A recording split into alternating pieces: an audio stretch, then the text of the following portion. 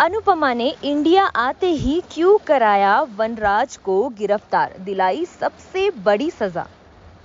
तो जैसा कि हम जानते हैं अनुपमा के लिए काफ़ी मुश्किल समय है। जी हाँ, उनका रेस्टोरेंट स्पाइस एंड चटनी जो कि बड़ी मेहनत से फिर से शुरू किया था, अब वो बंद हो चुका है। फूड क्रिटिक्स के आने के बाद जो भी रिव्यू मिला है और मीडिया ने ये जो बात सब जगह फैला दी है, उसके बाद तो अब ये रेस्टोरेंट फिर से शुरू होने वाला नहीं है।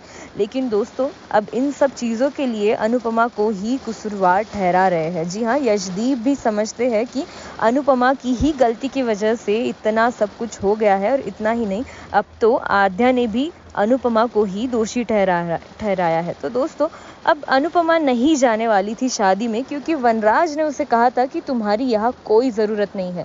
लेकिन डिम्पी के कहने पर अब अनुपमा जाने वाली है वापस इंडिया। जी हाँ, वापस इंडिया जा रही है अनुपमा डिम्पी की शादी में उसे आशीर्वाद देने के लिए। अब आखिर उसे ऐसा क्या पता चल जाता है वनराज के बारे में कि वो वनराज को पुलिस के हवाले करती है, ये हम बताएंगे। बस आपको करना ये है कि आपको हमारे साथ ऐसे ही बने रहना है हमारे इस ही चैनल पर। हमारे चैनल को सब्सक्राइब कीजिए, बेल आइकन को दबाइए ताकि हर नई अपडेट सबसे पहले आप तक पहुंचे।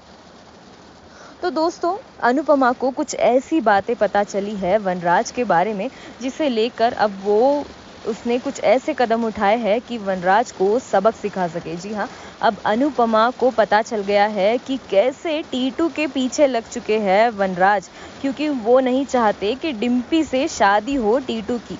और इतना ही नहीं, टीटू के दोस्त ने भी कुछ ऐसे सबूत दे दिए हैं वनराज को कि जिसका इस्तेमाल करके वनराज अब ये सबके सामने प्रूव कर देगा कि टीटू डिम्पी के लायक नहीं है।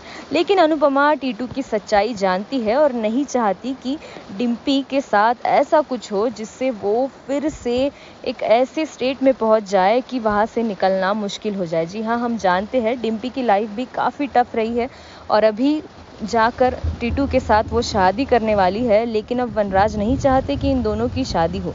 इतना ही नहीं, अब वनराज का हाथ है पारितोष को भड़काने में, ये भी जान चुकी है अनुपमा। इसीलिए वो नहीं चाहती कि पारितोष को फिर से वनराज कुछ ऐसी बातें सिखाए जिसके चलते तोशु अपने लाइफ में कुछ अच्छा ना कर पाए। जी हाँ, अब अनुपमा ये चाहती है कि तोशु को ही नहीं वनराज को भी सबक सिखाए। इसीलिए अब अनुपमा ने की है कंप्लेंट वनराज की और पुलिस भी वहां पहुंच चुकी है। तो दोस्तों, अब पुलिस तो कस्टडी में लेने ही वाली है वनराज को। लेकिन अब आगे आगे और क्या होगा जब पूरा शाह परिवार ये देखेगा कि अनुपमा ने उनके बेटे को ही गिरफ्तार करवाया है, तो हम ये जानेंगे। बस आपको करना ये है कि हमारे साथ ऐसे ही बने रहना है हमारे इस ही YouTube चैनल पर। हमारे चैनल को सब्सक्राइब कीजिए, बेल आइकन को दबाइए और इस वीडियो को भी लाइक कीजिए और ज़्यादा से ज़्यादा शेयर कीजिए।